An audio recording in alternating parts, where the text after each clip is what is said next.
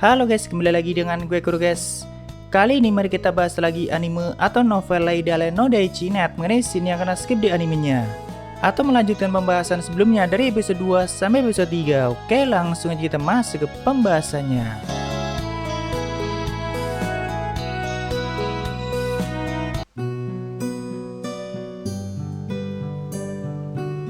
Setelah tinggal selama 10 hari di desa, akhirnya Kena memutuskan untuk pergi menuju ibu kota kerajaan bersama karavan milik Elena. Elena adalah pedagang terkenal yang melakukan perjalanan melintasi negara dan juga desa-desa kecil. Jadi setiap melewati desa ataupun kota, maka Elena akan menggelar dagangannya seperti pasar kecil gitu guys. Dan nantinya warga desa akan menjual, membarter, ataupun membeli dagangannya. Seperti contohnya desa yang ditinggali oleh Lid kan jauh dari kota, pastinya banyak barang yang sulit untuk mereka beli.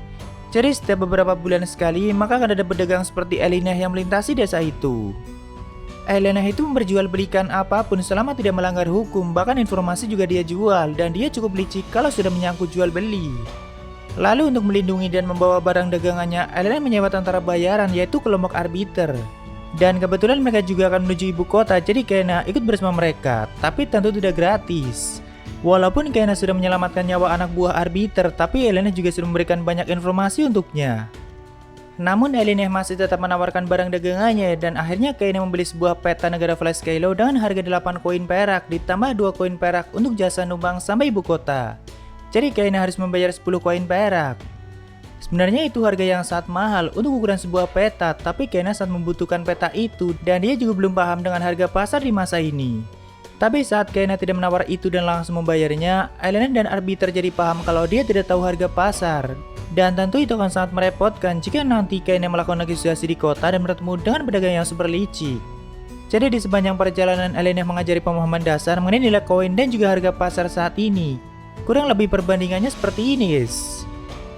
Tapi ternyata selain koin perunggu, perak dan emas, masih ada satu jenis koin lagi yang mempunyai nilai uang sangat mahal, yaitu koin kristal. Saat Elena menunjukkannya, Kena seperti pernah melihat lambang koin itu di masa lalu. Dan itu seperti lambang keluarga bangsawan tingkat tinggi. Jadi saat itu Kena mencoba menciptakan koin kristal yang sama dengan milik Elena, dan ternyata dia berhasil melakukannya, bahkan sama persis. Tentu Elena dan semua anggota karavan sangat kaget dan mereka juga sangat panik, karena harusnya yang bisa membuat koin kristal hanya ras kurcaci yang memang dipekerjakan untuk membuat itu. Dan juga hal yang dilakukan Kena sudah melanggar aturan atau ilegal. Jadi Elena langsung meminta Kena untuk menghilangkan koin kristal yang baru diciptakannya. Berkat pemahaman dasar yang diajarkan oleh Elena, Kena jadi lumayan paham mengenai nilai setiap koin. Makanya saat di ibu kota dia sudah tidak kesulitan melakukan jual beli. Sebenarnya butuh waktu 10 hari melakukan perjalanan sampai ke ibu kota, cuma hal itu tidak ditampilkan di anime. Kalau di light novelnya, tentu Kena menghabiskan banyak waktu bersama karavan dan kehadiran Kena saat membantu mereka di perjalanan. Makanya arbiter dan Elena saat ingin Kena tetap ikut dalam perjalanan mereka. Dengan adanya Kena, mereka semua bisa tidur nyenyak di saat malam dan tidak perlu khawatir dengan bahaya monster yang menyerang.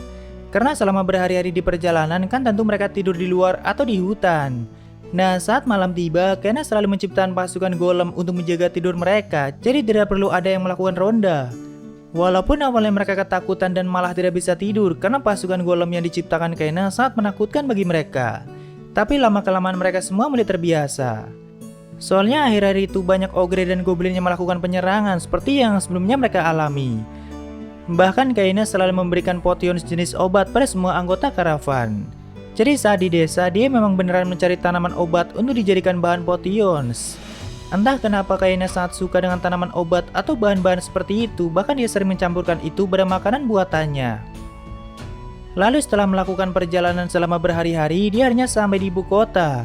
Lalu menyewa penginapan dan mendaftar ke guild petualang.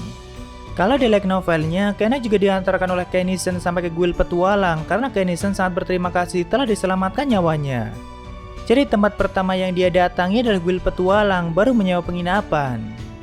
Saat Kena menunjukkan telinganya pada ibu penginapan, di LN juga dijelaskan kalau ras elf biasa, high elf, dan iblis itu mempunyai perbedaan di telinga mereka walaupun sama-sama runcing dan juga panjang. Tapi telinga elf biasa mempunyai ukuran paling panjang dan telinga iblis sedikit lebih pendek, sedangkan high elf masih lebih pendek dari telinga ras iblis. Di keesokan harinya, Kena pergi ke pasar untuk membeli bahan-bahan makanan dan setelah itu dia pergi ke tempat anaknya yaitu Scargo, tapi gagal untuk menemuinya. Lalu setelah berkeliling lebih jauh, dia bertemu dengan anak ketiganya yaitu Carthage. Tapi kenapa Carthage mempunyai wajah paling tua? Karena batas usia ras kurcaci tidak sepanjang ras elf. Biasanya mereka hidup hanya sampai 300 tahun, sedangkan ras elf bisa sampai 500 tahun lebih, bahkan untuk high elf jauh lebih panjang. Setelah ngobrol cukup lama, Kaina kembali ke Guild dan diundang ke akademi untuk bertemu anak keduanya yaitu Mei Mei dan juga membicarakan Potions kuno yang diciptakannya. Sebenarnya saat itu Kaina juga sempat menanyakan tentang 12 menara yang lain pada Mei Mei. Tapi ternyata Mei Mei bilang tidak pernah mendengar 12 menara yang lain selain menara perak ibunya.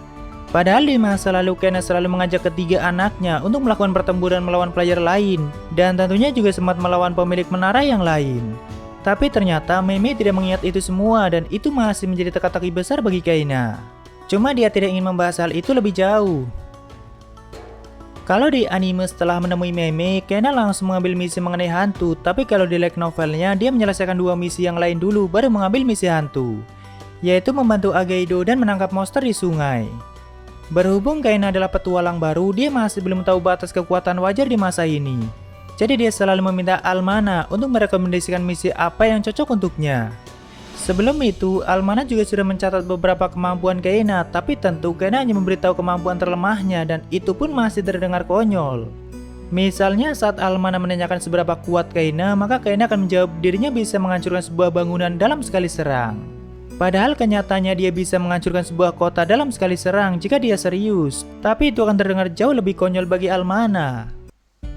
Oh ya, selama dirinya ngobrol dengan Almana, Kaina juga selalu teringat dengan sepupunya di dunia nyata. Karena Almana sangat mirip dengannya.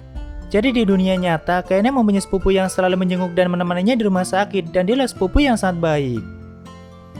Lalu di hari itu, Almana menyarankan Kaina untuk mengambil misi perburuan monster di dasar sungai. Jadi ada sebuah perusahaan kecil di tepi sungai yang membutuhkan monster itu untuk digunakan sebagai bahan cat. Biasanya jenis monster yang bisa digunakan untuk bahan cat ada banyak dan mudah ditemukan di sepanjang sungai. Tapi akhir-akhir itu banyak monster lain yang selalu menjaga monster jenis cat dan itu membuat mereka sulit untuk mendapatkannya. Bahkan kebanyakan petualang tidak berani mengambil misi itu. Akhirnya Kaina memutuskan untuk mengambil misi itu dan segera pergi menuju perusahaan yang memintanya. Pemilik perusahaan itu pun mengajak Kaina pergi menuju tempat lokasi tempat monster cat berkumpul.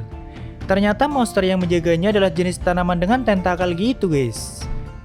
Lalu agar tidak menarik perhatian, Kaina menciptakan golem level terendahnya dan biarkan golem itu yang menangani semuanya. Dan itu pun masih membuat pemilik perusahaan ketakutan, apalagi golem yang diciptakan Kaina dengan kerikil bisa mengeluarkan suara. Tidak butuh waktu lama sang golem langsung mengalahkan semua monster itu sekaligus mengambil banyak monster yang nantinya akan perusahaan gunakan sebagai bahan dasar cat mereka.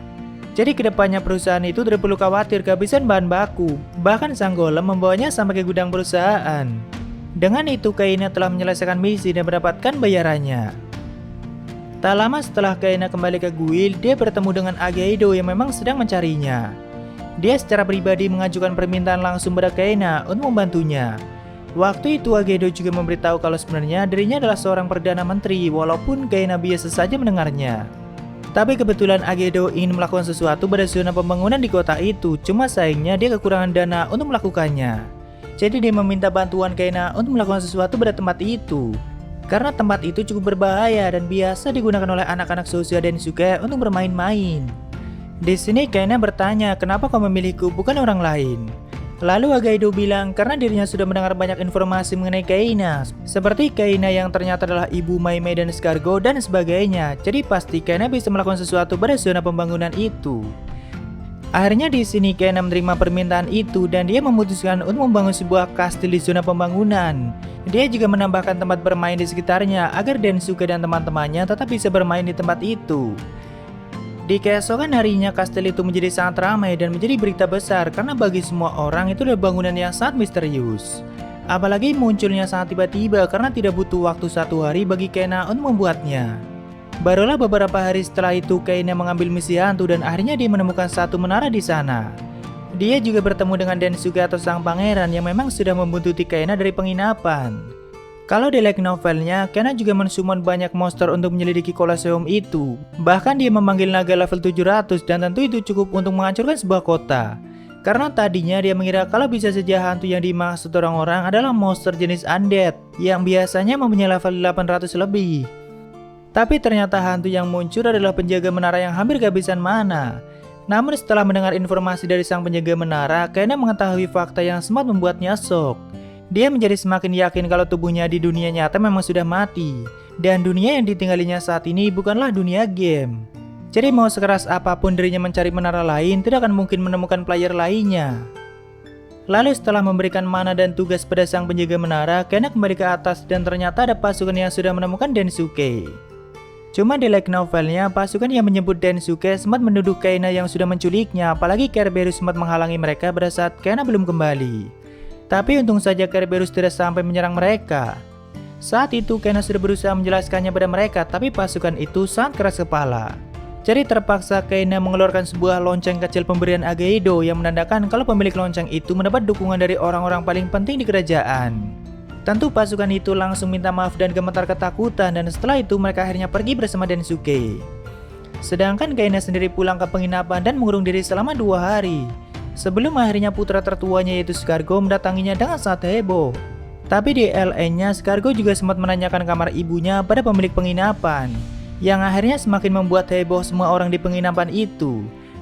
Nah, pada saat Mei Mei datang mengambil tubuh Scargo, dia memang sengaja meletakkannya di dalam peti hitam, soalnya untuk menyembunyikan dia dari orang-orang. Bahkan Mei Mei harus menyuap semua orang yang ada di penginapan itu supaya nama baik Scargo tidak tercemar karena dia sempat membuat keributan. Dan juga untuk membayar ganti rugi pintu yang dirusaknya. Ya, mungkin segitu aja untuk pembahasan kali ini, dan selanjutnya kita bahas episode 4-5-nya. Jika ada kesalahan gue minta maaf, atau kalian bisa koreksi aja di bawah. Like jika kalian suka dengan video ini, dan dislike jika tidak suka tidak apa-apa. Thank you udah mampir, sampai ketemu di video lainnya. Salam kuru guys.